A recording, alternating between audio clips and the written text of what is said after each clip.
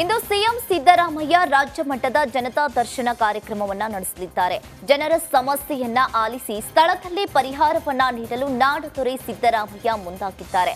ಬೆಳಗ್ಗೆ 10ರಿಂದ ವಿಧಾನಸೌಧದಲ್ಲಿ ಜನತಾ ದರ್ಶನ ಕಾರ್ಯಕ್ರಮ ನಡೆಯಲಿದ್ದು ಅಧಿಕಾರಿಗಳಿಂದ ಸಕಲ ಸಿದ್ಧತೆಯನ್ನ ಮಾಡಿಕೊಂಡಿದ್ದಾರೆ. ಇನ್ನು ರಾಜ್ಯದ ವಿವಿಧ ಭಾಗಗಳಿಂದ ಆಗಮಿಸಲಿರುವ ಸಾರ್ವಜನಿಕರು ಸಲ್ಲಿಸುವ ದೂರು ಹಾಗೂ ಮನವಿಗಳನ್ನು ಸ್ವೀಕರಿಸಲು ಇಲಾಖಾವಾರು ಕೌಂಟರ್ಗಳು ಹಾಗೂ ಅಧಿಕಾರಿಗಳ ನಿಯೋಜನೆ ಹಾಗೂ ನೋಡಲ್ ಅಧಿಕಾರಿಗಳನ್ನ ನಿಯೋಜನೆ ಮಾಡಲಾಗಿದೆ. ಇನ್ನು ಜನಸ್ಪಂದನ ಕಾರ್ಯಕ್ರಮದಲ್ಲಿ ವಯೋವೃದ್ಧರು, ಹಿರಿಯ ನಾಗರಿಕರು, ವಿಶೇಷ ಚೇತನರು, ಗರ್ಭಿಣಿಯರಿಗೆ ಪ್ರತ್ಯೇಕ ಕೌಂಟರ್ ತೆರೆಯಲಾಗಿದೆ. ಹಿರಿಯ ನಾಗರಿಕರು, ವಿಶೇಷ ಚೇತನರಿಗೆ ವೀಲ್ಚೇರ್ ವ್ಯವಸ್ಥೆ ಮಾಡಲಾಗಿದೆ. ಈ ಕಾರ್ಯಕ್ರಮಕ್ಕೆ ಬರುವ ನಾಗರಿಕರಿಗೆ ಬಿಎಂಟಿಸಿಯಿಂದ ಉಚಿತ ಬಸ್ ವ್ಯವಸ್ಥೆಯನ್ನು ಮಾಡಲಾಗಿದೆ. ನವೆಂಬರ್ 27ರಂದು ನಡೆದಿದ್ದ ಜನತಾ ದರ್ಶನದಲ್ಲಿ 4030 ಅರ್ಜಿ ಸ್ವೀಕರಿಸಲಾಗಿತ್ತು. ಈವರೆಗೆ 3738 ಅರ್ಜಿಗಳನ್ನು ವಿಲೇವಾರಿ ಮಾಡಲಾಗಿದೆ. ದೆಹಲಿಯಲ್ಲಿ ನಮ್ಮ ತೆರಿಗೆ ನಮ್ಮ ಹಕ್ಕು ಪ್ರತಿಭಟನೆ ನಡೆಸಿದ ಕಾಂಗ್ರೆಸ್ ಕೇಂದ್ರ ಸರ್ಕಾರದ ವಿರುದ್ಧ ಆರೋಪಗಳ ಸುರಿಮಳೆಗೈದಿತು. ಇದರ ಬೆನ್ನಲ್ಲೇ ಮಾಜಿ ಎಐಸಿಸಿ ಅಧ್ಯಕ್ಷೆ ಸೋನಿಯಾ ಗಾಂಧಿ ಅವರನ್ನ ಕೆಪಿಸಿಸಿ ಅಧ್ಯಕ್ಷ ಡಿಕೆ ಶಿವಕುಮಾರ್ ಭೇಟಿ ಮಾಡಿದ್ರು. ಈ ವೇಳೆ ಲೋಕಸಭೆ ಚುನಾವಣೆ ಸೇರಿದಂತೆ ಪ್ರಸಕ್ತ ವಿದ್ಯಮಾನಗಳ ಬಗ್ಗೆ ಚರ್ಚೆಯನ್ನ ನಡೆಸಿದ್ರು. ದೆಹಲಿಯಲ್ಲಿ ಕೇಂದ್ರ ಸರ್ಕಾರದ ವಿರುದ್ಧ ಪ್ರತಿಭಟನೆ ಹಿನ್ನೆಲೆ ಸುತ್ತೂರು ಜಾತ್ರೆಗೆ ಬರುವುದು ಸ್ವಲ್ಪ ಲೇಟ್ ಆಗಿದೆ ಅಂತ ಸಿಎಂ ಸಿದ್ದರಾಮಯ್ಯ ಹೇಳಿದ್ದಾರೆ. ನಾನು ಸ್ವಾಮೀಜಿಯವರಿಗೆ ಮಾತು ಕೊಟ್ಟಿದ್ದೆ, ಅದಕ್ಕಾಗಿ ದೆಹಲಿಯಿಂದ ನೇರವಾಗಿ ಇಲ್ಲಿಗೆ ಬಂದೆ. ಪ್ರತಿ ವರ್ಷ ಸುತ್ತೂರು ಜಾತ್ರೆಯಲ್ಲಿ ಭಾಗವಹಿಸ್ತಾ ಇದ್ದೇನೆ. ಉದ್ಘಾಟನೆಯಲ್ಲಿ ಅತ್ಯಂತ ಸಂತೋಷದಿಂದ ಭಾಗವಹಿಸಿದ್ದೇನೆ. ಈ ಸರ್ಕಾರ ಎಲ್ಲ ಮಂತ್ರಿಗಳು, ಎಲ್ಲ ವಿಧಾನಸಭೆ, ವಿಧಾನ ಪರಿಷತ್ತಿನ ಶಾಸಕರುಗಳು, ಲೋಕಸಭೆ, ರಾಜ್ಯಸಭೆಯ ಸದಸ್ಯರುಗಳು, ನಾವೆಲ್ಲರೂ ಕೂಡ ದಿಲ್ಲಿನಲ್ಲಿ ಪ್ರತಿಭಟನೆಯನ್ನ ಮಾಡಲಿಕ್ಕೋಸ್ಕರ ಹೋಗಿದ್ದೆವು. ಆ ಪ್ರತಿಭಟನೆಯಲ್ಲಿ ಭಾಗವಹಿಸಿ ನಾನು ಈ ಸುತ್ತೂರು ಜಾತ್ರೆಯಲ್ಲಿ ಭಾಗವಹಿಸಲಿಕ್ಕೆ ಸ್ವಲ್ಪ ವಿಳಂಬ ಆಯಿತು. ನಾನು ಅಲ್ಲಿಂದ ನೇರವಾಗಿ ದಿಲ್ಲಿಯಿಂದ ಇಲ್ಲಿಗೆ ಬಂದೆ. ನಾನು ಸಿಎಂ ಆಗಲು ಸಂವಿಧಾನ ಕಾರಣ. ಸಂವಿಧಾನ ಇಲ್ಲದಿದ್ರೆ ನಾನು ಸಿಎಂ ಆಗ್ತಾ ಇರಲಿಲ್ಲ. ಮೈಸೂರಿನ ಸುತ್ತೂರು ಜಾತ್ರೆಯಲ್ಲಿ ಸಿಎಂ ಸಿದ್ದರಾಮಯ್ಯ ಹೇಳಿದ್ದಾರೆ. ಪಟ್ಟಭದ್ರ ಹಿತಾಸಕ್ತಿಗಳು ಎಂದೆಂದಿಗೂ ಕೂಡ ಇರ್ತಾರೆ. ಹಿಂದೆಯೂ ಇದ್ರು, ಈಗಲೂ ಇದ್ದಾರೆ, ಮುಂದೆಯೂ ಇದ್ದಾರೆ. ಎಲ್ಲರೂ ಕೂಡ ಇಂತಹವರ ವಿರುದ್ಧ ಎಚ್ಚರಿಕೆಯಿಂದಿರಿ. ಆರ್ಥಿಕ, ಸಾಮಾಜಿಕ ಸಮಾನತೆ ವಿದ್ಯೆಯಿಂದ ಮಾತ್ರ ಸಿಗಲು ಸಾಧ್ಯ. ಕೇವಲ ಭಾಷಣ ಮಾಡುವುದು ಆಗಬಾರದು ಎಂದು ಸಿಎಂ ಹೇಳಿದ್ರು. ಶಿಕ್ಷಣ ಸಿಕ್ಕದೆ ಹೋದ್ರೆ ಬದಲಾವಣೆ ಆಗ್ಲಿಕ್ಕೆ ಸಾಧ್ಯ ಆಗಿಲ್ಲ. ಈಗ ನನಗೆ ಶಿಕ್ಷಣ ಸಿಕ್ಕದೆ ಹೋಗಿದ್ರೆ ನಾನು ಚೀಫ್ ಮಿನಿಸ್ಟರ್ ಆಗಕ್ಕೆ ಸಾಧ್ಯ ಆಗಿದ್ದ? ಇಲ್ಲ. ನಾನು 2 ಸಾರಿ ಚೀಫ್ ಮಿನಿಸ್ಟರ್ ಆಗಬೇಕಾದ್ರೆ ಒಂದು ನಮ್ಮ ಸಂವಿಧಾನ ಕಾರಣ, ಎರಡನೇದು ನನಗೆ ಶಿಕ್ಷಣ ಸಿಕ್ಕದ್ರಿಂದ ಕಾರಣ. ಸಂವಿಧಾನ ನಮ್ಮೆಲ್ಲರಿಗೂ ರಕ್ಷಣೆಯನ್ನ ಕೊಡ್ತದೆ. ಆ ಸಂವಿಧಾನ ಬದಲಾವಣೆ ಮಾಡಬೇಕು ಅನ್ನೋ ಪ್ರಯತ್ನವೂ ಕೂಡ ನಡೀತದೆ. ಯಾಕೆಂದರೆ ಪಟ್ಟಭದ್ರ ಹಿತಾಸಕ್ತಿಗಳಲ್ಲ ಯಾವಾಗಲೂ ಕೂಡ ಇರ್ತಾರೆ. ಈಗಲೂ ಇದ್ದಾರೆ, ಹಿಂದೆನೂ ಇದ್ದಾರೆ, ಮುಂದೇನೂ ಇರ್ತಾರೆ. ಅದಕ್ಕೋಸ್ಕರ ಬಸವಾದಿ ಶರಣರ ವಚನಗಳಿದ್ದಾವಲ್ಲ, ಅವು ಎಲ್ಲ ಕಾಲಕ್ಕೂ ಕೂಡ ಸಲ್ತಕ್ಕಂಥವು. ಈಗಲೂ ಸಲ್ತವೆ, ಹಿಂದೆನೂ ಸಲ್ತಿದ್ದೋ, ಮುಂದೇನೂ ಸಲ್ತವೆ. ಬಸವಾದಿ ಶರಣರು ಎಂಥ ಸಮಾಜ ನಿರ್ಮಾಣ ಆಗಬೇಕು ಅಂತಂತಂದ್ರೆ ಯಾವುದೇ ಜಾತಿ ಇರ್ಬೋದು. ಯಾಕಂದ್ರೆ ನಮ್ಮ ಜಾತಿ ಇದೆಯಲ್ಲ ಬಹಳ ಗಟ್ಟಿಯಾಗ್ತದೆ. ಇದಕ್ಕೆ ಚಲನೆ ಇಲ್ಲ. ಚಲನರಹಿತವಾದಂಥ ಸಮಾಜ ನಮಗೆ. ಚಲನೆ ಯಾವ ಸಮಾಜಕ್ಕೆ ಇರೋದಿಲ್ಲ. ಬಸವಣ್ಣನ ಫೋಟೋಗಳಲ್ಲಿ ಇನ್ಮುಂದೆ ವಿಶ್ವಗುರು ಬಸವಣ್ಣ ಸಾಂಸ್ಕೃತಿಕ ಎಂದು ಬರೆಸಲಾಗುವುದು ಅಂತ ಸಿಎಂ ಸಿದ್ದರಾಮಯ್ಯ ಘೋಷಿಸಿದ್ರು. ನಮ್ಮ ಸರ್ಕಾರ ಬಸವಣ್ಣವರನ್ನ ಸಾಂಸ್ಕೃತಿಕ ನಾಯಕ ಅಂತ ಘೋಷಣೆ ಮಾಡಿದೆ. ಎಲ್ಲಾ ಸರ್ಕಾರಿ ಕಚೇರಿಗಳಲ್ಲಿ ಬಸವಣ್ಣನ ಫೋಟೋ ಅಳವಡಿಸುವಂತೆ ಆದೇಶ ಮಾಡಿಸಿದ್ದೆ. ಇನ್ಮುಂದೆ ಎಲ್ಲಾ ಕಚೇರಿಗಳಲ್ಲೂ ಕೂಡ ಬಸವಣ್ಣನವರ ಫೋಟೋದಲ್ಲಿ ವಿಶ್ವಗುರು ಬಸವಣ್ಣ ಸಾಂಸ್ಕೃತಿಕ ನಾಯಕ ಅಂತ ಹೇಳಿ ಹೆಸರು ಬರೆಸಲಾಗುವುದು ಅಂತ ಸುತ್ತೂರು ಜಾತ್ರಾ ಮಹೋತ್ಸವದಲ್ಲಿ ಸಿಎಂ ಸಿದ್ದರಾಮಯ್ಯ ಹೇಳಿದರು. ಸಾಂಸ್ಕೃತಿಕ ವ್ಯವಸ್ಥೆಯಲ್ಲಿ ಸಾಮಾಜಿಕ ವ್ಯವಸ್ಥೆಯ ಬದಲಾವಣೆಗೆ ಪ್ರಯತ್ನ ಮಾಡೋದಿಲ್ಲ, ಆರ್ಥಿಕ ವ್ಯವಸ್ಥೆಯನ್ನು ಬದಲಾವಣೆ ಮಾಡೋದಿಲ್ಲ. ಅದಕ್ಕೋಸ್ಕರ ನಮ್ಮ ಸರ್ಕಾರ ಬಸವಣ್ಣವರಿಗೆ ವಿಶ್ವಗುರು ಬಸವಣ್ಣ ಸಾಂಸ್ಕೃತಿಕ ನಾಯಕ, ವಿಶ್ವಗುರು ಬಸವಣ್ಣ ಸಾಂಸ್ಕೃತಿಕ ನಾಯಕ ಹಿಂದೆ ಯಾರು ಮಾಡಿಲ್ಲ. ಅಲ್ಲ ವೀರಭದ್ರಪ್ಪ ಯಾರು ಮಾಡಿರಲಿಲ್ಲ, ನಾವು ಮಾಡಿರೋದಿಲ್ಲ. ವಿಶ್ವಗುರು ಬಸವಣ್ಣ ಸಾಂಸ್ಕೃತಿಕ ನಾಯಕ.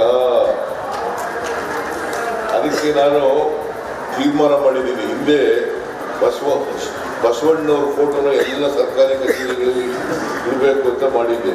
ಈಗ ಆ ಫೋಟೋಗಳಿಗೆ ಡಿಸಿಗಳಿಗೆಲ್ಲ ಬರ್ತದೆ, ಗೊತ್ತಾಯ್ತಾ?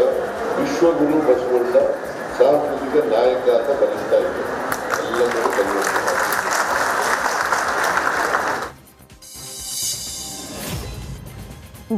ಜಾತಿಗಳ ನಡುವೆ ಧರ್ಮಗಳ ನಡುವೆ ಬೆಂಕಿ ಹಚ್ಚುವ ಕೆಲಸವನ್ನ ಮಾಡ್ತಾ ಇದ್ದಾರೆ ಅಂತ ಸುತ್ತೂರು ಜಾತ್ರೆಯಲ್ಲಿ ಸಿಎಂ ಸಿದ್ದರಾಮಯ್ಯ ಹೇಳಿದ್ರು.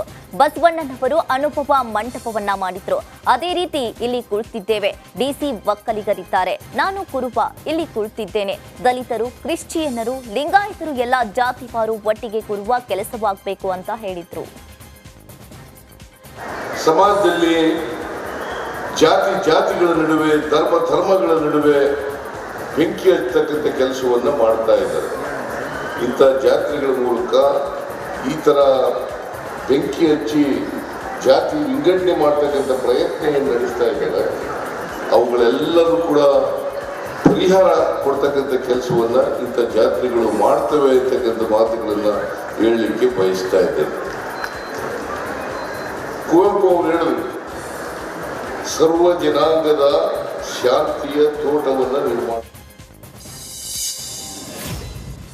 ದೆಹಲಿಯಲ್ಲಿ ಪ್ರತಿಭಟನೆ ನಡೆಸಿ ಸುತ್ತೂರು ಜಾತ್ರೆಗೆ ಆಗಮಿಸಿದ್ದೇವೆ ಅಂತ ಗೃಹ ಸಚಿವ ಪರಮೇಶ್ವರ್ ಹೇಳಿದ್ರು. ಇದು ನಮ್ಮ ಕ್ಷೇತ್ರ ಅಂತ ಸಿಎಂ ಆಗಮಿಸಿದ್ದಾರೆ. ಎಲ್ಲಾ ಕೆಲಸಗಳನ್ನ ಬದಿಗಿಟ್ಟು ಸ್ವಾಮೀಜಿ ನಮ್ಮವರು ಅಂತ ಸಿಎಂ ಬಂದಿದ್ದಾರೆ. ರಾಷ್ಟ್ರ ಮತ್ತು ಅಂತಾರಾಷ್ಟ್ರೀಯ ಮಟ್ಟದಲ್ಲಿ ಶಿಕ್ಷಣ ಕೊಡುವ ಕೆಲಸವನ್ನ ಸುತ್ತೂರು ಮಠ ಮಾಡ್ತಾ ಇದೆ. ತಾಂತ್ರಿಕವಾಗಿ ಬಲಿಷ್ಠವಾದ ದೇಶ ಭಾರತ. ಲಕ್ಷಾಂತರ ಜನ ಡಾಕ್ಟರ್, ಇಂಜಿನಿಯರ್ ವಿದೇಶದಲ್ಲಿ ಕೆಲಸ ಮಾಡ್ತಾ ಇದ್ದಾರೆ. ಜೆಎಸ್ಎಸ್ ಸಂಸ್ಥೆಯ ಸಾವಿರಾರು ಜನ ಡಾಕ್ಟರ್, ಇಂಜಿನಿಯರ್ ಆಗಿ ಸೇವೆ ಸಲ್ಲಿಸ್ತಾ ಇದ್ದಾರೆ ಎಂದರು. ಮಾನ್ಯ ಮುಖ್ಯಮಂತ್ರಿಗಳು ಮತ್ತು ನಾವೆಲ್ಲರೂ ಕೂಡ ದೆಹಲಿಯಿಂದ ಈ ಕಾರ್ಯಕ್ರಮಕ್ಕೆ ಬರಲೇಬೇಕು, ಭಾಗವಹಿಸಲೇಬೇಕು ಅಂತೇಳಿ ನಾವೆಲ್ಲರೂ ಕೂಡ ಬಂದಿದ್ದೇವೆ. ಮುಖ್ಯಮಂತ್ರಿಗಳು ಬಂದಿದ್ದಾರೆ. ಅನೇಕ ಜವಾಬ್ದಾರಿಯುತವಾದ ಕೆಲಸಗಳನ್ನ ಬದಿಗೊತ್ತಿ ಮಾನ್ಯ ಮುಖ್ಯಮಂತ್ರಿಗಳು ಇದು ನನ್ನ ಕ್ಷೇತ್ರ,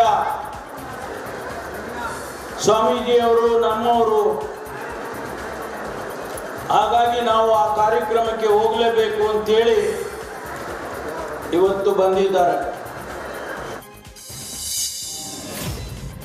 ಇಡೀ ವಿಶ್ವದಲ್ಲೇ ಪ್ರಥಮ ಸಂಸತ್ ಮಾಡಿದ್ದು ಬಸವಣ್ಣ ಅಂತ ಗೃಹ ಸಚಿವ ಡಾಕ್ಟರ್ ಜಿ ಪರಮೇಶ್ವರ್ ಬಣ್ಣಿಸಿದ್ರು. ಇದನ್ನೆಲ್ಲ ನಾವು ಸ್ಮರಿಸಿಕೊಳ್ಬೇಕು. ಜಾತಿ ಮೀರಿ ಎಲ್ಲರೂ ಸರಿಸಮ ಎಂದು ಬಸವಣ್ಣ ಹೇಳಿದ್ದಾರೆ. ಅದು ಇಂದಿಗೂ ಕೂಡ ಪ್ರಸ್ತುತ ಇದೆ. ಬಸವಣ್ಣ ಅವರ ಆದರ್ಶದಲ್ಲೇ ಸಂವಿಧಾನ ಇದೆ. ಸಂವಿಧಾನದ ಮೊದಲ ಪುಟದಲ್ಲೇ ಬಸವಣ್ಣ ಆದರ್ಶ ಇದೆ ಅಂತ ಹೇಳಿದ್ರು.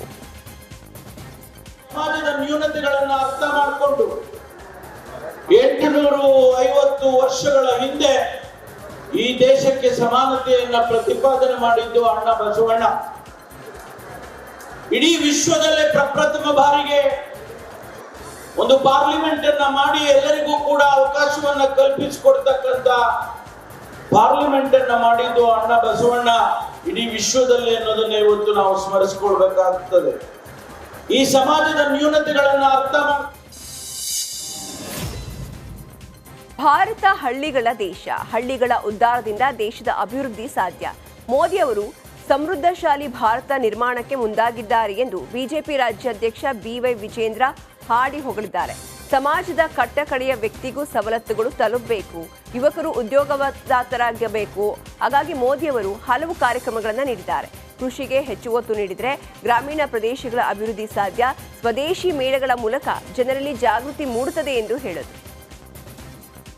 ಭಾರತ ಅಂತ ಹೇಳಿದ್ರೆ ಹಳ್ಳಿಗಳನ್ನ ಒಳಗೊಂಡಿರ್ತಕ್ಕಂಥ ಒಂದು ದೊಡ್ಡ ದೇಶ.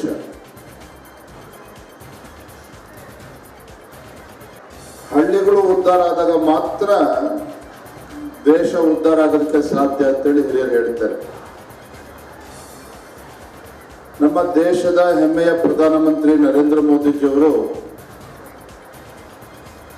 2047ನೇ ಇಸ್ವಿಗೆ ಭಾರತ ಅಭಿವೃದ್ಧಿ ಹೊಂದಿರತಕ್ಕಂಥ ರಾಷ್ಟ್ರ ಆಗಿ ಪರಿವರ್ತನೆ ಆಗಬೇಕು ಅನ್ನೋ ಒಂದು ಕನಸನ್ನ ಇಟ್ಕೊಂಡು ಭಾರತ ದೇಶವನ್ನ ಒಂದು ಬಲಿಷ್ಠ ರಾಷ್ಟ್ರವನ್ನಾಗಿ ಪರಿವರ್ತನೆ ಮಾಡ್ತಕ್ಕಂಥ, ಸಮೃದ್ಧಶಾಲಿ ರಾಷ್ಟ್ರವನ್ನಾಗಿ ಪರಿವರ್ತನೆ ಮಾಡ್ತಕ್ಕಂಥ ಒಂದು ಕನಸನ್ನ ಇಟ್ಕೊಂಡು ದಾಪುಗಾಲನ್ನ ಹಾಕ್ತಾ ಇದ್ದಾರೆ. ಭಾರತ ಅಂತ ಹೇಳಿದ್ರೆ ಹಳ್ಳಿಗಳನ್ನ ಒಳಗೊಂಡಿರ್ತಕ್ಕಂಥ ಒಂದು ದೊಡ್ಡ ದೇಶ. ಕಾಂಗ್ರೆಸ್ ಸಂಸದ ಡಿಕೆ ಸುರೇಶ್ ದೇಶ ವಿಭಜನೆ ಹೇಳಿಕೆಗೆ ಕೇಂದ್ರ ಸಚಿವೆ ನಿರ್ಮಲಾ ಸೀತಾರಾಮನ್ ತೀವ್ರ ಖಂಡನೆಯನ್ನ ವ್ಯಕ್ತಪಡಿಸಿದ್ದಾರೆ. ದೇಶ ವಿಭಜಿಸುವ ಪ್ರಯತ್ನ ಕಾಂಗ್ರೆಸ್ ಮಾಡುತ್ತಲೇ ಇದೆ. ಡಿಕೆ ಸುರೇಶ್ ಹೇಳಿಕೆಯನ್ನ ಹಲವಾರು ಜನ ಪುನರುಚ್ಚಾರ ಮಾಡಿದ್ದಾರೆ. ತುಕಡೆ ತುಕಡೆ ಗ್ಯಾಂಗ್ಗೆ ಸಾಥ್ ನೀಡುವವರು ಇವರು. ಕಳೆದ 2 ವರ್ಷಗಳ ಹಿಂದೆ ಜೆಎನ್ಯುನಲ್ಲಿ ತುಕಡೆ ಗ್ಯಾಂಗ್ ಜೊತೆ ರಾಹುಲ್ ಗಾಂಧಿ ಸೇರಿಕೊಂಡಿದ್ರು. ದೇಶವನ್ನ ತುಂಡು ತುಂಡು ಮಾಡಲೇ ಈ ಅಸ್ತ್ರವನ್ನ ಬಳಸಲಾಗಿದೆ. ಅದು ಕರ್ನಾಟಕದಿಂದಲೇ ಶುರು ಮಾಡಲಾಗಿದೆ ಅಂತ ನಿರ್ಮಲಾ ಸೀತಾರಾಮನ್ ಕಿಡಿಕಾರಿದ್ದಾರೆ. Disaster relief, zero has been given by the Sentinel. Not zero. Has given full page national newspaper advertisements. उसी भाषा को आगे बढ़ा रहे कांग्रेस. देश को टुकड़े टुकड़े करने वाले का एक अस्त्र फिनांस के ऊपर फॉल्स आरोप लगाना. आज उसका मैं सटीक जवाब दे चुकी हूं. मैं विनम्रता से मीडिया से हाथ जोड़ करके रिक्वेस्ट करती हूं, इसको आप प्रचलित करना चाहिए. हर राज्य में बोलना चाहिए. कांग्रेस के एक ही मकसद इस देश को तोड़ने का. ರಾಜ್ಯ ಬಿಜೆಪಿ ನಾಯಕರ ವಿರುದ್ಧ ಕಾಂಗ್ರೆಸ್ ಟ್ವೀಟ್ನಲ್ಲೇ ಕಿಡಿಕಾರಿದೆ. ಕಿತ್ತೂರಿಗೆ ಮಲ್ಲಪ್ಪ ಶೆಟ್ಟಿ, ಮೈಸೂರಿಗೆ ಮೀರ್ ಸಾದಿಕ್, ಕೆಳದಿಗೆ ಭರಮ ಮಾವುತ, ಝಾನ್ಸಿಗೆ ಜೈರಾವ್ ಸಿಂಧಿಯಾ, ತಾತ್ಯಾ ಟೋಪಿಗೆ ಮಾನ್ ಸಿಂಗ್ ಕರ್ನಾಟಕಕ್ಕೆ ಬಿಜೆಪಿ ನಾಯಕರು ಅಂತ ಮೂದಲಿಸಿದೆ. ಕರ್ನಾಟಕಕ್ಕೆ ಆಗ್ತಾ ಇರುವ ತೆರಿಗೆ ಅನ್ಯಾಯದ ಬಗ್ಗೆ ಪಕ್ಷಾತೀತವಾಗಿ ಕನ್ನಡಿಗರ ಪರ ನಿಲ್ಲದ ರಾಜ್ಯ ಬಿಜೆಪಿ ನಾಯಕರು ಅನ್ಯಾಯ ಆಗಿಯೇ ಇಲ್ಲ ಎಂದು ಸಮರ್ಥನೆಗೆ ಇಳಿದಿರುವುದು ನಾಡಿಗೆ, ನಾಡಿನ ಜನತೆಗೆ ಮಾಡುತ್ತಿರುವ ಮಹಾದ್ರೋಹವಲ್ಲದೆ ಇನ್ನೇನು ಅಂತ ಪ್ರಶ್ನೆ ಮಾಡಿದ್ದಾರೆ. ಕೇಂದ್ರ ಸರ್ಕಾರದ ವಿರುದ್ಧ ಕಾಂಗ್ರೆಸ್ ಸಂಸದ ಅಧೀರ್ ರಂಜನ್ ಗುಡುಗಿದ್ದಾರೆ. ಕೇಂದ್ರ ಸರ್ಕಾರ ಅಭಿವೃದ್ಧಿ ಶ್ವೇತ ಪತ್ರವನ್ನ ಹೊರಡಿಸಲಿ, ನಮಗೆ ಯಾವುದೇ ತೊಂದರೆ ಇಲ್ಲ. ಬ್ಯಾಂಕ್ಗಳಿಗೆ ವಂಚಿಸಿ ಪರಾರಿ ಆಗಿರುವ ಮೆಹುಲ್ ಚೋಕ್ಸಿಗೆ ಸಂಬಂಧಿಸಿದ ಪತ್ರಗಳನ್ನ ಸದನಕ್ಕೆ ತರಬೇಕು. ಬ್ಯಾಂಕ್ಗಳಿಗೆ ವಂಚಿಸಿ ವಿದೇಶಕ್ಕೆ ಓಡಿ ಹೋಗುವ ಚೋಕ್ಸಿ ಜೊತೆ ಬಿಜೆಪಿಯ ಸಂಬಂಧವೇನು ಅಂತ ಪ್ರಶ್ನಿಸಿದ್ದಾರೆ. White paper, red pepper, black pepper, कोई भी पेपर लोगों या नहीं, लेकिन मेहुल चोस्की की पेपर भी लाना चाहिए. नीरव मोदी का पेपर भी लाना चाहिए. वो भी पेपर की बात है. अगर हो सके तो सब कुछ लाओ. आर पार की लड़ाई करने के लिए हम तैयार है. कांग्रेस पार्टी सदन में अगर लाना है तो सब पेपर लाओ. क्यों तुम्हारे जमाने में बैंकों को लूटे? ಕೇಂದ್ರ ಗೃಹ ಸಚಿವ ಅಮಿತ್ ಶಾ ಅವರನ್ನ ಟಿಡಿಪಿ ಅಧ್ಯಕ್ಷ ಆಂಧ್ರ ಮಾಜಿ ಸಿಎಂ ಚಂದ್ರಬಾಬು ನಾಯ್ಡು ಭೇಟಿಯಾದರು. ದೆಹಲಿಯ ಅಮಿತ್ ಶಾ ನಿವಾಸಕ್ಕೆ ನಿನ್ನೆ ರಾತ್ರಿ ಭೇಟಿ ನೀಡಿದ್ದ ಚಂದ್ರಬಾಬು ನಾಯ್ಡು ಕೆಲವು ಕಾಲ ಚರ್ಚಿಸಿದ್ರು. ಲೋಕಸಭಾ ಚುನಾವಣೆಗೆ ಕೆಲವೇ ತಿಂಗಳು ಬಾಕಿ ಇರುವಾಗಲೇ ಭೇಟಿ ಮಾಡಿ ಮಾತುಕತೆ ನಡೆಸಿರೋದು ಕುತೂಹಲಕ್ಕೆ ಕಾರಣ ಆಗಿದೆ. ಒಂದೆಡೆ ಇಂಡಿ ಮೈತ್ರಿಕೂಟದಲ್ಲಿ ದಿನಕ್ಕೊಂದು ಬಿರುಕು ಕಾಣಿಸಿಕೊಳ್ತಾ ಇದೆ. ಇನ್ನೊಂದೆಡೆ ಆಡಳಿತಾರೂಢ ಎನ್ಡಿಎ ಮೈತ್ರಿಕೂಟದಲ್ಲಿ ಪಕ್ಷಗಳ ಸಂಖ್ಯಾಬಲ ಹೆಚ್ಚಾಗ್ತಾ ಇದೆ. ಇದೀಗ ಟಿಡಿಪಿ ಕೂಡ ಎನ್ಡಿಎ ಮೈತ್ರಿಕೂಟ ಸೇರುವ ಸಾಧ್ಯತೆ ಇದೆ ಎನ್ನಲಾಗ್ತಾ ಇದೆ. ಈ ಸಂಬಂಧ ಕೇಂದ್ರ ಗೃಹ ಸಚಿವ ಅಮಿತ್ ಶಾ ಅವರನ್ನ ಚಂದ್ರಬಾಬು ನಾಯ್ಡು ಭೇಟಿ ಮಾಡಿ ಚರ್ಚಿಸಿರುವುದು ರಾಜಕೀಯದಲ್ಲಿ ಸಂಚಲನ ಮೂಡಿಸಿದೆ. ಕಾಂಗ್ರೆಸ್ ದೇಶವನ್ನ ಹಾಳು ಮಾಡಿದ್ದು ದೇಶ ಒಡೆಯುವ ಹುನ್ನಾರ ನಡೆಸಿದೆ ಅಂತ ಡಿಕೆ ಸುರೇಶ್ಗೆ ಪ್ರಧಾನಿ ನರೇಂದ್ರ ಮೋದಿ ಟಾಂಗ್ ಕೊಟ್ಟರು. ರಾಷ್ಟ್ರಪತಿ ಭಾಷಣದ ವಂದನಾ ನಿರ್ಣಯ ಕುರಿತು ರಾಜ್ಯಸಭೆಯಲ್ಲಿ ಮಾತನಾಡಿದ ಅವರು ಕಾಂಗ್ರೆಸ್ ವಿರುದ್ಧ ವಾಕ್ಪ್ರಹಾರವನ್ನ ಮಾಡಿದ್ರು. ಇನ್ನು ದೇಶದಲ್ಲಿ ಕಾಂಗ್ರೆಸ್ ಉಗ್ರವಾದ ಹೆಚ್ಚಿಸಿದೆ, ಉತ್ತರ ದಕ್ಷಿಣ ವಿಭಜನೆಗೆ ಹುನ್ನಾರ ನಡೀತಾ ಇದೆ ಅಂತ ಮಾತಲ್ಲೇ ಚಾಟಿಯನ್ನ ಬೀಸಿದ್ರು. कांग्रेस देश को तोड़ने के नैरेटिव का नया शौक उनको पैदा हुआ। इतना तोड़ा कम नहीं है, अब उत्तर दक्षिण को तोड़ने के लिए बयान दिए जा रहे हैं। और ये कांग्रेस हमें लोकतंत्र और फेडरलिज्म उस पर प्रवचन दे रही। ಸಬ್ಕಾ ಸಾಥ್ ಸಬ್ಕಾ ವಿಕಾಸ್ ಇದು ಮೋದಿ ಗ್ಯಾರಂಟಿ. ನವ ಭಾರತದ ಅನ್ವೇಷಣೆಗಾಗಿ ಈ ಗ್ಯಾರಂಟಿ ಮಹತ್ವದಾಗಿದೆ. ಆದರೆ ಕಾಂಗ್ರೆಸ್ನಿಂದ ಎಂದಿಗೂ ದೇಶಕ್ಕೆ ಒಳ್ಳೆಯದಾಗಲ್ಲ ಅಂತ ಮೋದಿ ಕೌಂಟರ್ ಕೊಟ್ಟಿದ್ದಾರೆ. ನಾನು ಸ್ವತಂತ್ರ ಭಾರತದಲ್ಲಿ ಹುಟ್ಟಿದ್ದೇನೆ, ನನ್ನ ವಿಚಾರಗಳು ಸ್ವತಂತ್ರವಾಗಿವೆ. BSNL MTNL ಬರ್ಬಾದ್ ಮಾಡಿದ್ಯಾರು ಅಂತ ಪ್ರಶ್ನಿಸುತ್ತಲೇ ವಿಪಕ್ಷಗಳಿಗೆ ಟಾಂಗ್ ಕೊಟ್ಟರು. आदरणीय सभापति जी, सबका साथ सबका विकास ये नारा नहीं है, ये मोदी की गारंटी है। मोदी की गारंटी का दौर है, मोदी की गारंटी का दौर है। नए भारत की भोर, नए भारत की भोर। आदरणीय सभापति, ಪ್ರಧಾನಿ ಮೋದಿ ಕಾಂಗ್ರೆಸ್ ಸಂಸದ ರಾಹುಲ್ ಗಾಂಧಿ ಕಾಲೆಳೆದಿದ್ದಾರೆ. ಕೆಲ ಸಂಸದರು ಬೇರೆ ಕಡೆ ತಲ್ಲೀನರಾಗಿದ್ದಾರೆ. ಹೀಗಾಗಿ ಲೋಕಸಭೆಯಲ್ಲಿ ಮನರಂಜನೆ ಕಡಿಮೆಯಾಗಿದೆ. ಇನ್ನು ಕಾಂಗ್ರೆಸ್ನಲ್ಲಿ ಆಟಗಾರನಿಲ್ಲ. 4-6 ಹೊಡೆಯುವುದರಲ್ಲಿ ಆನಂದವಾಗ್ತಾ ಇದೆ. ಇನ್ನು ಪ್ರಧಾನಿ ಮಾತನ್ನ ಆಲಿಸುವ ಶಕ್ತಿಯೂ ನಿಮಗಿಲ್ಲ. ಒಂದು ಪಕ್ಷಕ್ಕೆ ತಾನು ಮಾತನಾಡುವುದು ಏನೆಂದು ಗೊತ್ತಿಲ್ಲ. ಅವರ ಆಲೋಚನೆ ಸೇರಿ ಎಲ್ಲರೂ ಕೂಡ ಹಿಂದಿನದ್ದು. ದಶಕಗಳ ಕಾಲ ದೇಶ ಆಳಿದ ಪಕ್ಷ ದಯನೀಯ ಸ್ಥಿತಿಗೆ ಈಗ ತಲುಪಿದೆ ಅಂತ ಲೇಪಡಿಯನ್ನ ಮಾಡಿದ್ದಾರೆ. तो कभी कभी मिल जाता है, लेकिन आजकल वो दूसरी ड्यूटी पर है तो मनोरंजन कम मिलता है। लेकिन लोकसभा में मनोरंजन की जो कमी हमें खल रही है उस दिन आपने पूरी कर दी। और खड़गे जी भी एम्पायर नहीं है, कमांडोज नहीं है, तो चौके छक्के मारने में मजा आ रहा था उनको। ದೇಶ ವಿಭಜನೆ ವಿಚಾರಕ್ಕೆ ಸಿಎಂ ಸಿದ್ದರಾಮಯ್ಯಗೆ ಮೋದಿ ತಿರುಗೇಟನ್ನ ಕೊಟ್ಟಿದ್ದಾರೆ. ಹರಿಯುವ ನದಿಗಳು ತನ್ನ ಹಕ್ಕು ಸಾಧಿಸಿದ್ರೆ ದೇಶದ ಗತಿ ಏನು? ಕಲ್ಲಿದ್ದಲು ಉತ್ಪಾದಿಸುವ ರಾಜ್ಯಗಳು ಕೊಡಲ್ಲ ಅಂದ್ರೆ ಪರಿಸ್ಥಿತಿ ಏನಾಗುತ್ತದೆ? ನಮ್ಮ ತೆರಿಗೆ ನಮ್ಮ ಹಕ್ಕು, ಇದು ದೇಶದ ವಿಕಾಸಕ್ಕೆ ಮಾರಕ. ದೇಶ ಒಡೆಯಲು ಹೊಸ ವಾದ ಸೃಷ್ಟಿಸುವುದನ್ನು ನಿಲ್ಲಿಸಿ ಅಂತ ಹೇಳಿದ್ದಾರೆ.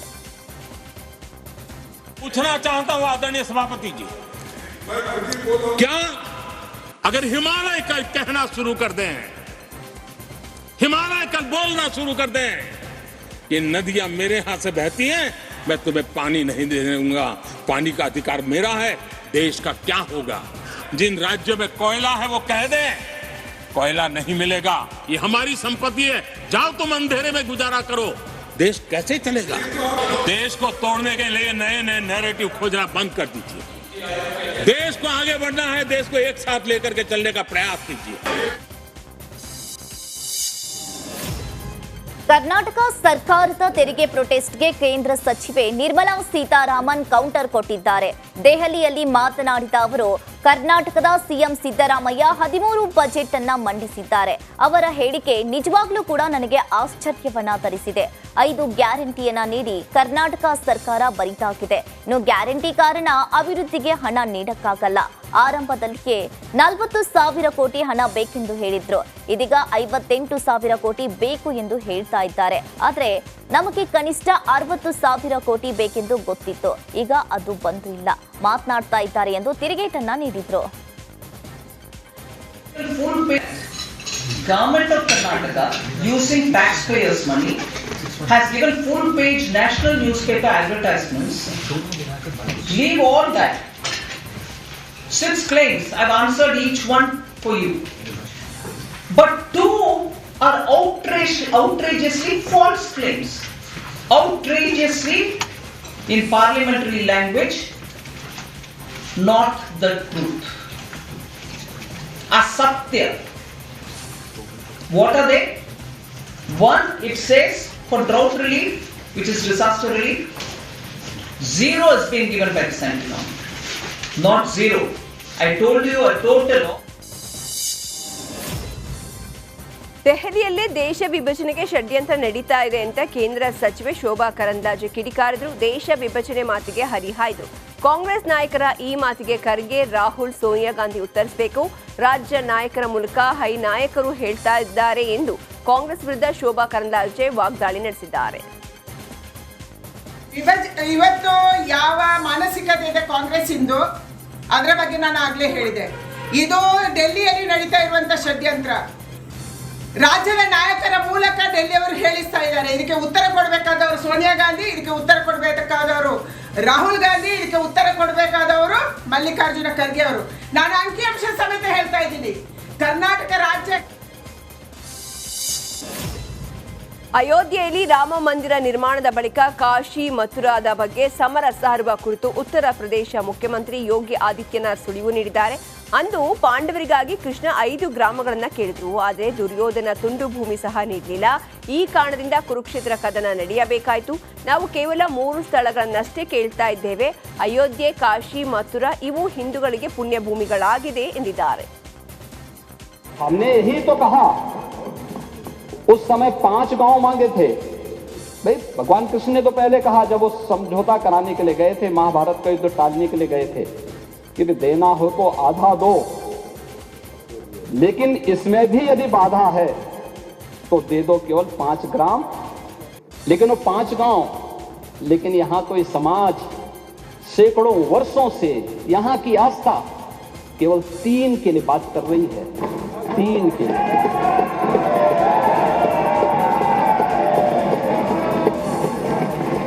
वो 3 के लिए भी इसलिए वे विशिष्ट स्थल हैं. ಕೇಂದ್ರದ ವಿರುದ್ಧ ಬಿಜೆಪಿ ಪ್ರತಿಭಟನೆಗೆ ಮಾಜಿ ಸಚಿವ ಸಿಟಿ ರವಿ ಆಕ್ರೋಶವನ್ನ ವ್ಯಕ್ತಪಡಿಸಿದ್ದಾರೆ. ಬೇಕಾಬಿಟ್ಟಿ ಗ್ಯಾರಂಟಿಯನ್ನ ಘೋಷಣೆಯನ್ನ ಮಾಡಿದ್ರು. ಈಡೇರಿಸಲು ಆಗದಿದ್ದಕ್ಕೆ ಎಸ್ಸಿ ಅನುದಾನ ಕಡಿತವನ್ನ ಮಾಡಿದ್ರು. ಈಗ ಅದು ಸಾಕಾಗ್ತಾ ಇಲ್ಲ, ಕೇಂದ್ರದ ಮೇಲೆ ಗೂಬೆ ಕೊರಿಸ್ತಾ ಇದ್ದಾರೆ ಅಂತ ಕಾಂಗ್ರೆಸ್ ವಿರುದ್ಧ ವಾಗ್ದಾಳಿಯನ್ನ ನಡೆಸಿದ್ದಾರೆ. ವ್ಯಾಪಕವಾಗಿ ಗ್ಯಾರಂಟಿ ಯೋಜನೆ ಅನುದಾನನ ಮುಟ್ಸೋಕ್ಕೆ ಸಾಧ್ಯ ಆಗ್ತಿಲ್ಲ. 10 kg ಅಕ್ಕಿ ಕೊಡ್ತೀವಿ ಅಂತ ಹೇಳಿದ್ರು. ಇವತ್ತಿನವರೆಗೂ 10 kg ಅಕ್ಕಿ ಕೊಡಲಿಲ್ಲ. ಕೇಂದ್ರ ಕೊಡ್ತಿರ್ತಕ್ಕಂಥ 5 kg ಅಕ್ಕಿ ಹೊರತುಪಡಿಸಿ ಅದರಲ್ಲೂ ಕಡಿತ ಮಾಡಿದ್ದಾರೆ. ಅದರಲ್ಲೂ ಅಂಗನವಾಡಿ ಮಕ್ಕಳಿಗೆ, ಅದರಲ್ಲೇ ಬಿಸಿ ಊಟಕ್ಕೆ ಹೀಗೆ ಕಡಿತ ಮಾಡಿದ್ದಾರೆ. ಕಡಿತ ಮಾಡಿ ಈಗ ಆರೋಪ ಹೊರಿಸೋ ಕೆಲಸನಷ್ಟೇ ಮಾಡ್ತಿದ್ದಾರೆ. ಮತ್ತು ಮೊನ್ನೆನೇ ಹೇಳಿದೆ, ಅಹಂಕಾರ ಬಿಟ್ಟು ಮಾನ್ಯ ಮುಖ್ಯಮಂತ್ರಿ ಸಿದ್ದರಾಮಯ್ಯನವರು ಬಿಜೆಪಿ ಜೊತೆ ಜೆಡಿಯು ಮೈತ್ರಿ ನಂತರ ಮೊದಲ ಬಾರಿಗೆ ದೆಹಲಿಗೆ ಭೇಟಿ ನೀಡಿದ ಬಿಹಾರ ಮುಖ್ಯಮಂತ್ರಿ ನಿತೀಶ್ ಕುಮಾರ್ ಪ್ರಧಾನಮಂತ್ರಿ ನರೇಂದ್ರ ಮೋದಿ ಅವರನ್ನ ಭೇಟಿ ಮಾಡಿದ್ರು.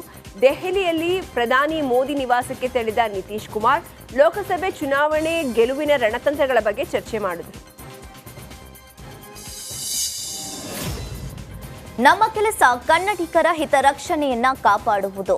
ನಮಗೆ ಆಗಿರುವ ಅನ್ಯಾಯದ ಬಗ್ಗೆ ಸರಿಪಡಿಸುವ ಸಮಯ ಈಗ ಬಂದಿದೆ ಅಂತ ಪ್ರಿಯಾಂಕ್ ಖರ್ಗೆ ಬಿಜೆಪಿಗೆ ತಿರುಗೇಟನ್ನ ಕೊಟ್ಟಿದ್ದಾರೆ. ಇನ್ನು ದೆಹಲಿಯಲ್ಲಿ ಮಾತನಾಡಿದ ಅವರು, ದಾಖಲೆ ಕೇಳುವ ಬಿಜೆಪಿ ಸಂಸದರು ಕತ್ತೆ ಕಾಯ್ತಾ ಇದ್ದಾರಾ? ಯಾವುದೇ ಆಯೋಗವಾದ್ರೂ ಕೂಡ ಆದೇಶದ ಮೇಲೆ ಕೆಲಸವನ್ನ ಮಾಡ್ತವೆ. ವಿದೇಶಗಳ ಯುದ್ಧವನ್ನ ನಿಲ್ಲಿಸುವ ವಿಶ್ವಗುರು ಬರ ಪರಿಹಾರ ಕೊಡಲು ಆಗಲ್ವಾ? ನಾವೇನು ದೇಶದ ಹಣ ಕೇಳ್ತಾ ಇಲ್ಲ ಎಂದು ಬಿಜೆಪಿ ವಿರುದ್ಧ ವಾಗ್ದಾಳಿಯನ್ನ ನಡೆಸಿದ್ರು. ನೋಡಿ, ನಮ್ಮ ಕೆಲಸ ಏನು? ಕನ್ನಡಿಗರ ಹಿತಾಸಕ್ತಿಯನ್ನು ಕಾಪಾಡೋದು. ಓವರ್ನೈಟ್ ಏನೂ ಸಿಗಲ್ಲ. ಆದರೆ ಇದು ದಶಕಗಳಿಂದ ನಡ್ಕೊಂಡು ಬರ್ತಾ ಇರುವಂಥ ಅನ್ಯಾಯ. 14ನೇ ಹಣಕಾಸಿಂದಿರ್ಬೋದು, ಈಗ 15ನೇ ಹಣಕಾಸಿಂದಿರ್ಬೋದು, ವ್ಯತ್ಯಾಸಗಳನ್ನು ಏನಿದೆ ಅದನ್ನು ಸರಿಪಡಿಸೋಕ್ಕೆ ಇವತ್ತು ನಮಗೊಂದು ಸುವರ್ಣ ಅವಕಾಶ ಇದೆ. ಒಂದು ಸ್ಥಿರವಾದಂಥ ಸರ್ಕಾರ ಇದೆ. ನಮ್ಮದಾದಂಥ ಒಂದು ಆರ್ಥಿಕ ವ್ಯವಸ್ಥೆಯನ್ನು ನಾವು ಗಟ್ಟಿಪಡಿಸುವ ನಿಟ್ಟಿನಲ್ಲಿ ಇವತ್ತು ಬಂದಿದ್ದೀವಿ. ಸೊ ಇವತ್ತು ಉತ್ತರ ಅವ್ರು ಕೊಡಬೇಕು. ಅವ್ರು ತಾನೇ ಅನ್ಯಾಯ ಮಾಡ್ತಾ ಇರೋದು. ಸರ್, ಬಿಜೆಪಿ ನಾಯಕರೆಲ್ಲರೂ ಕೂಡ ಹೇಳ್ತಿದ್ದಾರೆ, ನೀವು ಬನ್ನಿ ದಾಖಲೆ ಸಮೇತವಾಗಿ ನಮಗೆ ಕೊಡಿ, ನಾವು ಹೋಗಿ ಅದನ್ನು ಕೇಂದ್ರ ಸರ್ಕಾರದ ಮಧ್ಯಸ್ಥಿಕೆ ವಹಿಸುವಂಥ ಕೆಲಸವನ್ನು ಮಾಡ್ತೀವಿ. ಆದರೆ ನೀವು ಯಾರು ನಮ್ಮ ಹತ್ರ ಕೊಡಬೇಕಂದ್ರೆ ಇವ್ರೇನು ಕತ್ತೆ ಕಾಯ್ತಾ ಇದ್ದಾರೆ? ಸಂಸದರು, ಬಿಜೆಪಿ ಸಂಸದರು ಅವ್ರ ಹತ್ರ ಇಲ್ವಾ ದಾಖಲೆಗಳು? ಫೈನಾನ್ಸ್ ಮಿನಿಸ್ಟರ್ ಯಾವ ರಾಜ್ಯದಿಂದ ಸರ್? ಏನು ಹುಚ್ಚುನಾಯಿ ಕಡ್ದಿದೆಯಾ ಇವರಿಗೆ? ಭಾರತ್ ಬ್ರ್ಯಾಂಡ್ ನಡಿ 289 ರೂಪಾಯಿಗೆ ಕೇಂದ್ರದಿಂದ ಅಕ್ಕಿ ನೀಡೋದಕ್ಕೆ ಆರೋಗ್ಯ ಸಚಿವ ದಿನೇಶ್ ಗುಂಡೂರಾವ್ ಕಿಡಿ ಕಾಡಿದ್ದಾರೆ. ಕೇಂದ್ರದ ವಿರುದ್ಧ ಟ್ವೀಟ್ ಮೂಲಕ ವಾಗ್ದಾಳಿ ನಡೆಸಿರುವ ಅವರು, ನಾವು ಬಡವರಿಗೆ ಉಚಿತ ಅಕ್ಕಿ ಕೊಡ್ತೇವೆ, 34 ರೂಪಾಯಿಗೆ ಅಕ್ಕಿ ಕೊಡಿ ಅಂದ್ರೂ ಕೊಡಲಿಲ್ಲ. ಆದರೆ ಈಗ ಹಾದಿ ಬೀದಿಯಲ್ಲಿ ಅದೇ ಅಕ್ಕಿಯನ್ನು ಕೇಂದ್ರ ಮಾಡ್ತಾ ಇದೆ ಅಂತ ಆಕ್ರೋಶವನ್ನು ಹೊರಹಾಕಿದ್ದಾರೆ. ರಾಜ್ಯ ಸರ್ಕಾರ ಕೇಂದ್ರದ ವಿರುದ್ಧ ಪ್ರತಿಭಟನೆಗೆ ಮುಂದಾಗಿರುವುದು ಸರಿಯಲ್ಲ ಅಂತ ಮಾಜಿ ಸಚಿವ ಜಿಟಿ ದೇವೇಗೌಡ ಹೇಳಿಕೆಯನ್ನ ನೀಡಿದ್ದಾರೆ. ಮೈಸೂರಿನಲ್ಲಿ ಮಾತನಾಡಿದ ಅವರು, ಏನೇ ಇದ್ರೂ ಕೂತು ಮಾತುಕತೆ ಮೂಲಕ ಬಗೆಹರಿಸಿಕೊಳ್ಳಬಹುದಿತ್ತು, ಆದರೆ ರಾಜ್ಯ ಸರ್ಕಾರ ಕೊಟ್ಟಿಲ್ಲ ಅಂತ ಹೇಳಿ ಪ್ರತಿಭಟನೆ ಮಾಡಲು ಮುಂದಾಗಿರುವುದು ಸರಿಯಲ್ಲ. ಇನ್ನು ದೆಹಲಿಗೆ ಹೋಗಿ ಪ್ರತಿಭಟನೆ ಮಾಡುವ ಅಗತ್ಯ ಇರಲಿಲ್ಲ ಅಂತ ಕಾಂಗ್ರೆಸ್ಗೆ ತಿರುಗೇಟನ್ನ ನೀಡಿದ್ದಾರೆ. ರಾಜ್ಯ ಸರ್ಕಾರ ಕೇಂದ್ರ ಸರ್ಕಾರ ಪ್ರತಿಭಟನೆ ಮಾಡ್ತಕ್ಕಂಥ ಹಂತಕ್ಕೆ ಹೋಗಬಾರ್ದಾಗಿತ್ತು. ಕೇಂದ್ರದ ಹಣಕಾಸು ಸಚಿವರು ನಮ್ಮ ರಾಜ್ಯವನ್ನು ಪ್ರತಿನಿಧಿಸಿದ್ದಾರೆ. ನಮ್ಮ ರಾಜ್ಯದ ಆರ್ಥಿಕ ಸಚಿವರು, ಮುಖ್ಯಮಂತ್ರಿಗಳು ಅವರು ಕೂತು 1-2 ಮೀಟಿಂಗ್ಗಳನ್ನು ಮಾಡಿ ಇರ್ತಕ್ಕಂಥದ್ದನ್ನು ವಿವರವಾದ ಮಾಹಿತಿಯೊಡನೆ ಅದನ್ನು ಜಾರಿ ತರ್ತಕ್ಕಂಥ ಪ್ರಯತ್ನವನ್ನು ಮಾಡ್ಬೋದಾಗಿತ್ತು ಅಂತಕ್ಕಂಥದ್ದು ನನ್ನ ಅಭಿಪ್ರಾಯ. ಪಾಕ್ ವಿಧಾನಸಭೆಗೆ ಇಂದು ಮತದಾನ ನಡೆಯಲಿದೆ. 5128 ಅಭ್ಯರ್ಥಿಗಳ ಭವಿಷ್ಯ ನಿರ್ಧಾರ ಆಗಲಿದೆ.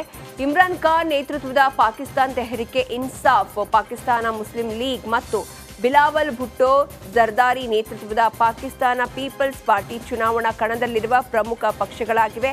ಪಾಕ್ ರಾಷ್ಟ್ರೀಯ ಅಸೆಂಬ್ಲಿ ಚುನಾವಣೆಗೆ ಕೆಲವೇ ದಿನಗಳ ಮೊದಲು ಜನಪ್ರಿಯ ನಾಯಕ ಪಿಟಿಐ ಪಕ್ಷದ ವರಿಷ್ಠ ಇಮ್ರಾನ್ ಖಾನ್ ಅವರನ್ನ ಭ್ರಷ್ಟಾಚಾರದ ಪ್ರಕರಣದಲ್ಲಿ ದೋಷಿ ಎಂದು ಪರಿಗಣಿಸಿ ಜೈಲು ಶಿಕ್ಷೆ ಘೋಷಿಸಲಾಗಿತ್ತು. ಚುನಾವಣೆಗಳಲ್ಲಿ ಸ್ಪರ್ಧಿಸುವುದಕ್ಕೆ ಅನರ್ಹತೆ ಘೋಷಿಸಲಾಗಿತ್ತು. ಎಂದಿನಂತೆ ಈ ಚುನಾವಣೆಯಲ್ಲಿ ಪಾಕ್ ಮಿಲಿಟರಿ ಪ್ರಭಾವ ಬೀರುವ ಸಾಧ್ಯತೆಗಳು ದಟ್ಟವಾಗಿವೆ ಎನ್ನಲಾಗ್ತಾ ಇದೆ.